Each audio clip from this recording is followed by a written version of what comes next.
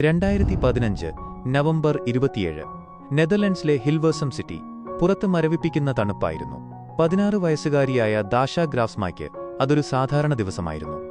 അന്ന് വൈകുന്നേരം അവൾ പേരൻസിനൊപ്പമിരുന്ന് ഡിന്നർ കഴിച്ചു. വരാനിരിക്കുന്ന എക്സാംസിനെക്കുറിച്ചും ഭാവിയെക്കുറിച്ചുമൊക്കെ അവൾ ഹാപ്പിയായി സംസാരിച്ചു. രാത്രി 8:30 അവൾ ഫ്രണ്ട്സുമായി സിനിമയ്ക്ക് പോയി.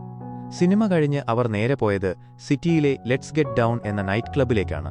അവിടെ അവർ പാട്ടും ഡാൻസുമായി സമയം ചെലവഴിച്ചു. പുലർച്ചെ സമയം രാത്രി 2 മണിയാകാൻ 15 മിനിറ്റ്. ക്ലബിലെ തിരക്കിനിടയിൽ ദാഷ ഫോണെടുത്ത് പുറത്തേക്ക് നടന്നു. ഫ്രഷ് എയർ ശ്വസിക്കാൻ പോയതാകാമെന്ന് ഫ്രണ്ട്സ് കരുതി. പക്ഷേ ദാഷ പിന്നെ തിരിച്ചു വന്നില്ല. 2:30 ഫ്രണ്ട്സ് അവളെ ഫോണിൽ വിളിച്ചു. മറുപടിയില്ല. അവൾ നേരത്തെ വീട്ടിൽ പോയി കാണുമെന്ന് കരുതി അവർ മടങ്ങി.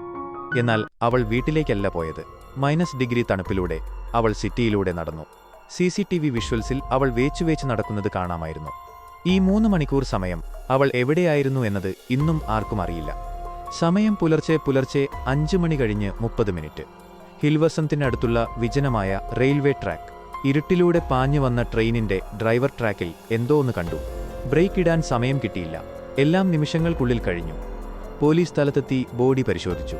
അപ്പോഴാണ് വിചിത്രമായ ആ കാഴ്ച കണ്ടത്. ദാഷയുടെ കാലിൽ ഷൂസ് ഉണ്ടായിരുന്നില്ല. ആ ഏരിയ മുഴുവൻ അരിച്ചുപെറുക്കിയിട്ടും അവളുടെ ഷൂസ് കണ്ടുകിട്ടിയില്ല. കൊടും തണുപ്പത്ത് കിലോമീറ്ററുകളോളം അവൾ ചെരുപ്പില്ലാതെ നടന്നുവെന്നോ അതോ ആരെങ്കിലും അവളെ അപായപ്പെടുത്തിയ ശേഷം അവിടെ കൊണ്ടിട്ടതാണോ? നിഗൂഢതകളും അവിശ്വസനീയമായ സത്യങ്ങളും തേടിയുള്ള ഈ യാത്രയിൽ പങ്കുചേരാൻ ചാനൽ സബ്സ്ക്രൈബ് ചെയ്ത് ഡിറ്റക്റ്റീവ് ഗ്രൂപ്പിൽ ചേരൂ.